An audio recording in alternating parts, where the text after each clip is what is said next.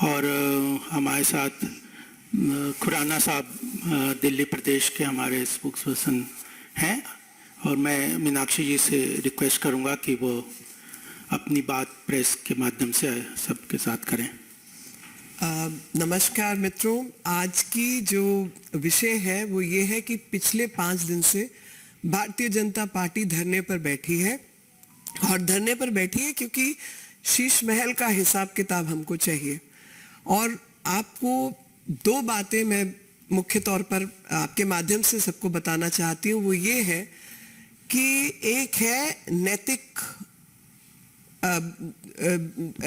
दोगलापन और दूसरा है कानूनी तौर पर कानून का उल्लंघन।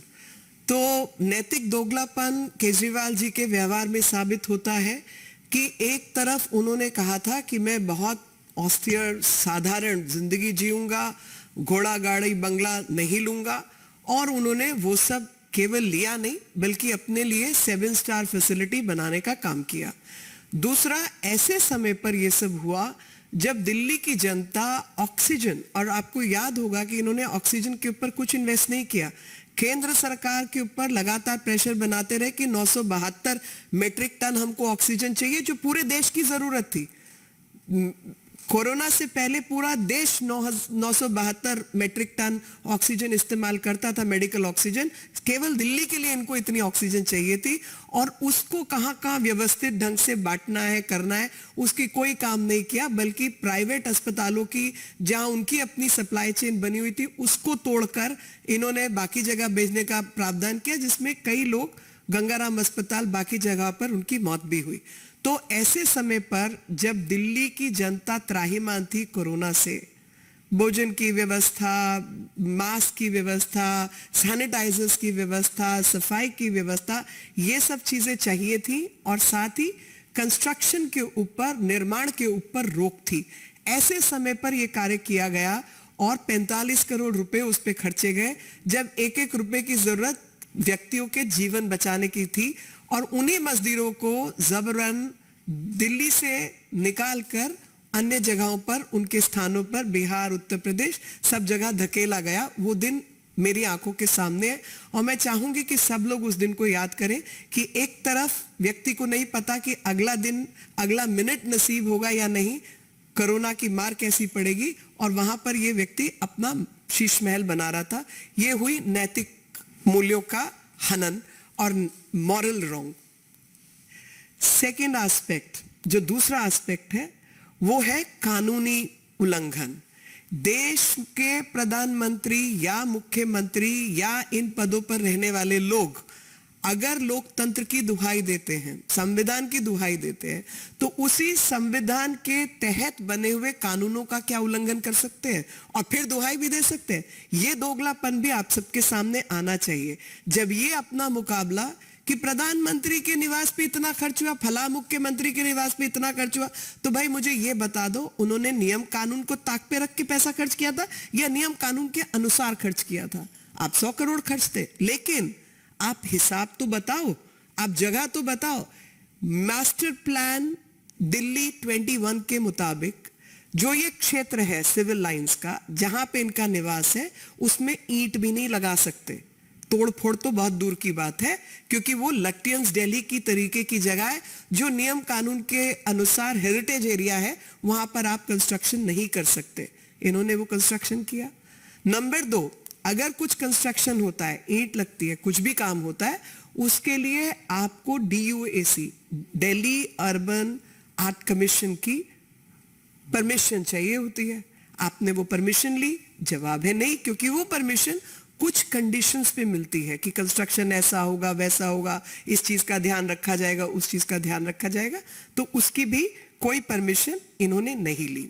तीसरा, 45 करोड़ रुपया आपको खर्चना था, तो क्या आपने 45 करोड़ रुपए का कोई टेंडर फ्लोट किया? जवाब है नहीं। स्कैम यहां पर है, क्योंकि 45 करोड़ रुपए का कोई टेंडर नहीं खर्चा, बल्कि इन्होंने नियम कानून का उल्लंघन करते हुए, क्योंकि 10 करोड़ और 10 करोड़ से ऊपर कोई टेंडर अमाउंट होता है तो वो सेक्रेटरी PWD के हस्ताक्षर के बिना अप्रूव नहीं हो सकता। इन्होंने उसको नीचे नीचे 9 करोड़ और 9 करोड़ से नीचे की कई सारी किस्तों में उस पैसे को निकाला, 45 करोड़ का टेंडर नहीं किया। टेंडरिंग प्रोसेस के मुताबिक ई टेंडर, ई ओपन टेंडर आपको करना होता है और उसका भी नियम है। मैं आप कहेंगे तो मैं उसको कोट कर सकती हूँ कि वो 2019 का 2674 जो है वो प्रेस्क्राइब्ड है नियम। उसका उल्लंघन करते हुए इन्होंने पूरे अमाउंट को स्प्लिट किया, बांटा छोटे हिस्सों में, ताकि वो उस नियम से बाहर हो सके। साथ में नियम है, कानून है कि 20 लाख से ऊपर फर्नीचर, फर्निशिंग्स कुछ भी है तो उसमें आपको कंकरेंस चाहिए होती है फाइनेंस डिपार्टमेंट की। तो उस फाइनेंस डिपार्टमेंट की कंकरेंस ना लेनी पड़े, 11 करोड़ रुपए आपने खर्च दिया फर्निशिंग के ऊपर। और साथ ही जो ई टेंडर है उसमें भी आपने डेविएशन किया, जो एग्जिस्टिंग टेंडर्स थे 5.6 करोड़ के या कितने के, उसके साथ पूरा 50% उसको फायदा पहुंचाने के लिए कॉन्ट्रैक्टर को, ठेकेदार को फायदा पहुंचाने के लिए आपने उस काम में आप उलझे और आपने वो भी गैर नियमित ढंग से कार्य किया। जब भी कोई कंस्ट्रक्शन होगा तो सोचिए 314 स्क्वायर मीटर की जगह को आपने 1000 से ऊपर बढ़ा लिया। कैसे बढ़ाया? यानी आसपास की जो बाकी प्रॉपर्टीज थी उनको आपने अपनी इस प्रॉपर्टी में मिलाया। अरे दो भाइयों का भी अगर मकान बढ़ता है या 500 गज का प्लॉट 250 में बढ़ता है या 1000 का 500 में बढ़ता है, उसकी भी परमिशन होती है। यहाँ तो आपने बढ़ा लिया बिना किसी परमिशन के, बिना किसी बातचीत के, वो भी गैर कानूनी काम किया। और ये सब करने के दौरान आपको याद है ऑड इवन, दिल्ली का पोल्यूशन, लोगों में पैसा बांटना, एनवायरमेंट कंसर्न्स, वातावरण को, दिल्ली के वातावरण को लेकर बहुत ज्यादा कंसर्न है। तो पेड़ गिराने की परमिशन होती है। जो काम इन्होंने टेंडर को बांटकर छोटे छोटे हिस्सों में, वही काम इन्होंने पेड़ गिराने की परमिशन पे भी किया। पेड़ गिराने की परमिशन अगर 10 पेड़ से अधिक होते हैं तो वो भी सुपीरियर ऑफिसर के पास जाती है और उसमें फॉरेस्ट डिपार्टमेंट के ऊपर के अधिकारी इन्वॉल्व होते हैं। तो इसलिए उन्होंने उसमें क्या किया, 9, 2, 6, 6, 5 इस तरीके से इन्होंने उसकी परमिशन नीचे नीचे ली, ताकि वो ऊपर के अधिकारियों के पास ही ना जाए, क्योंकि ऊपर के अधिकारियों के पास जाएगी तो इन्वेस्टिगेशन होगी, लोगों को पता चल जाएगा कि आप कोरोना के समय पर क्या हरकतें कर रहे हैं। तो नीचे ही नीचे पहले 9 की 10 की संख्या, आंकड़ा जो है वो महत्वपूर्ण है। 10 करोड़ और 10 पेड़ दोनों बराबर है, क्योंकि 10 पेड़ से ऊपर और 10 पेड़ का अगर आपको करना है तो आपको ऊपर के अधिकारी से परमिशन लेनी है। ऊपर के अधिकारी के पास परमिशन जाती तो बात फैल जाती। तो इन्होंने नीचे ही नीचे अपने लेवल पे ये काम कराया। और ये पेड़ गिराने के एवज में आप जानते हैं दिल्ली का नियम कि आपको उससे अधिक जो है पेड़ लगाने पड़ते हैं, 10 गुना पेड़ लगाने होते हैं। तो 260 पेड़ इनको लगाने थे। तो 260 पेड़ में से 83 पेड़ लगे हैं, 167 की पिट्स खाली हैं, बाकी का कुछ हिसाब किताब नहीं है। जो ट्रांसलोकेट करने थे, जो बड़े 200, 300, 400 साल पुराने पेड़ हैं, उनकी ट्रांसलोकेशन होनी थी, उनको आप काट नहीं सकते। तो ट्रांसलोकेशन में 1 बरगद का पेड़ जीवित है, 11 पेड़ मर चुके हैं और 7 कहाँ हैं उसका कोई हिसाब किताब नहीं है। तो ये है दिल्ली के मुख्यमंत्री आपके लिए। और साथ में ये भी जानकारी आपको पता होनी चाहिए कि जिस कॉन्ट्रैक्टर को सजावट का काम दिया गया, इंटीरियर डेकोरेशन का काम दिया, वो कॉन्ट्रैक्टर है सीता नंदा। और सीता नंदा के खिलाफ 2022 में इनकम टैक्स डिपार्टमेंट की रेड हुई है।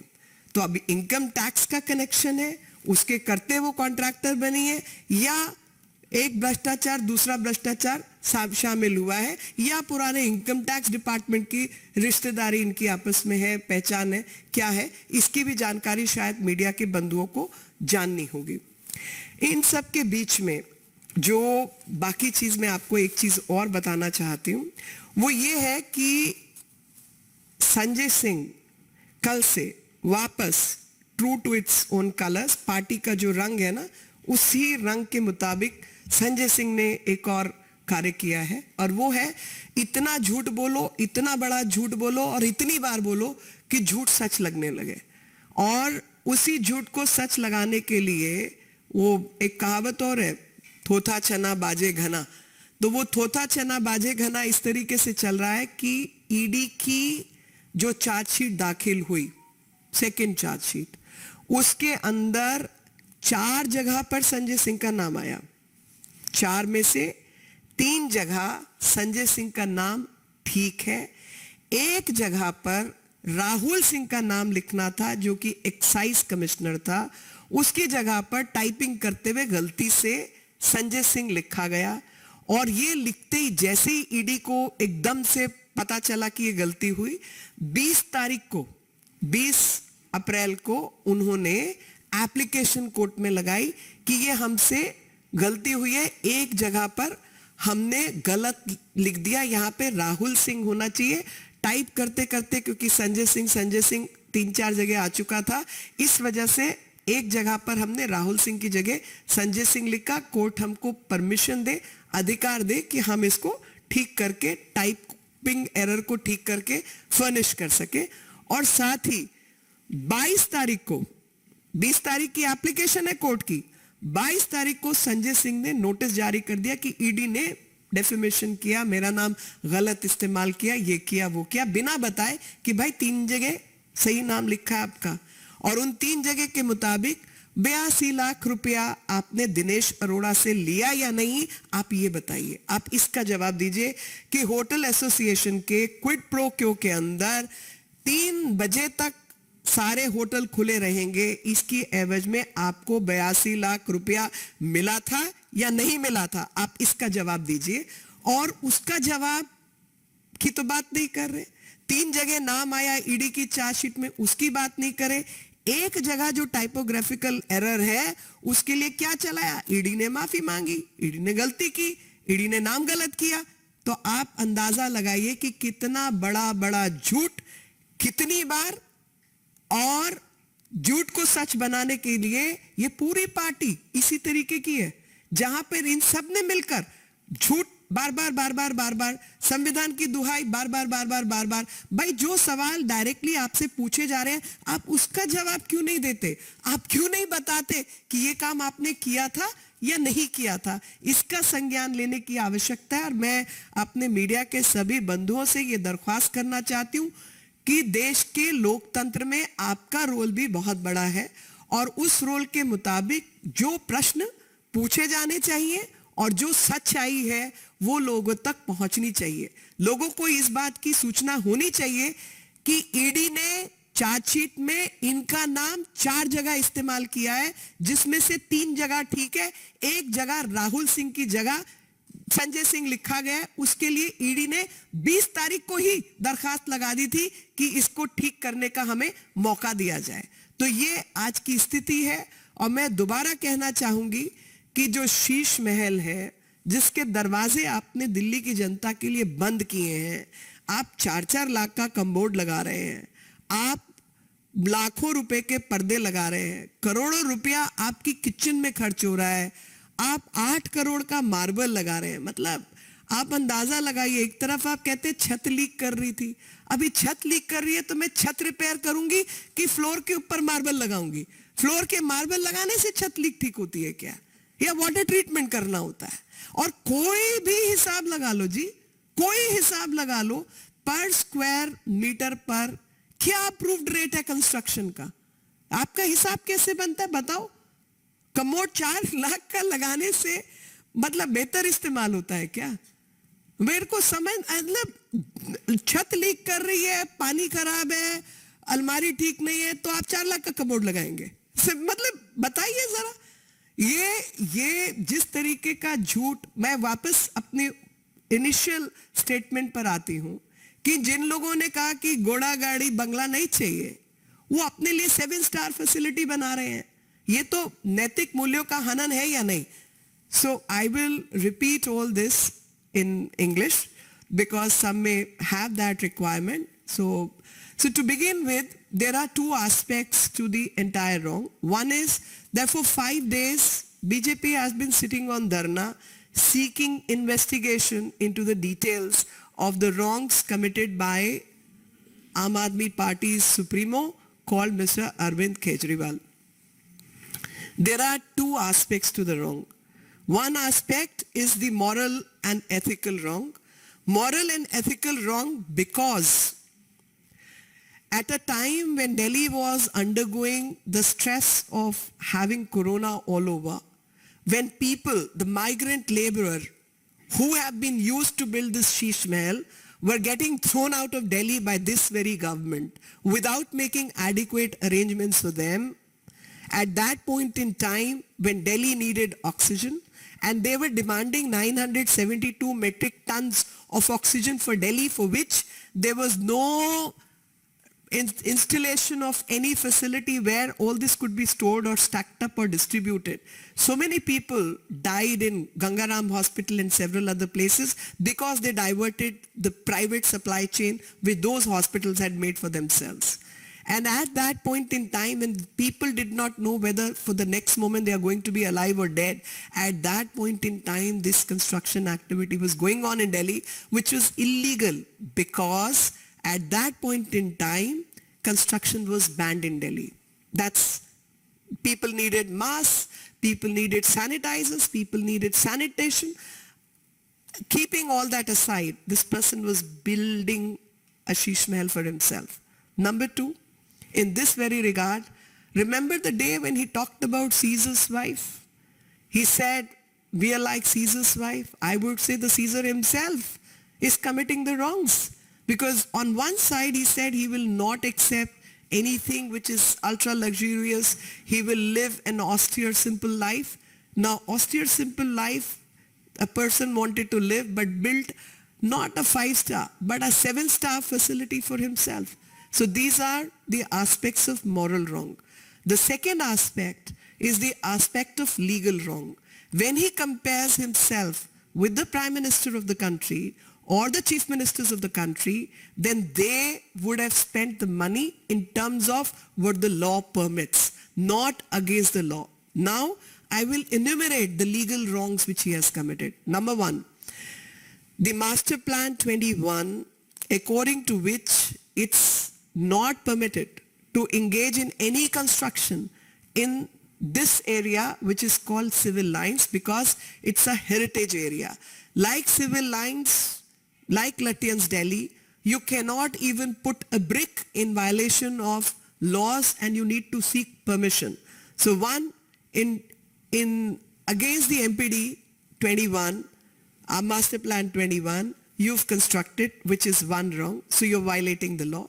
The second wrong, DUAC, Delhi Urban Art Commission's permission was to be needed because that is given on certain conditions, that whatever will be the construction will be in terms of this design, this material will be used, that material will be used, heritage structure will be kept in mind. Without taking their permission, DUAC permission, this was acted upon. The third point, the contract for 45 crore should have been issued. There should have been a tender for 45 crore because that's the entire amount you wanted to spend. So without having to float a tender for 45 crore, because anything which is 10 crore and above, you need to take permission from the Public Works Department Secretary. So they tried to do, they split the tender. So instead of going in one go of 45 crore, they split the tender into multiple forms, keeping the amount less than 10 crore so that the superior agencies or authorities do not get a whiff of what is going on. So 9 crore, 8 crore, 1 crore, like that, in several pieces the big tender was split into to evade the permission from a superior authority. Then, in terms of the regulation, because if you were to do it the right legal way, you have to float e-tender. There was no open e-tender in this entire process, and that is where the scam is.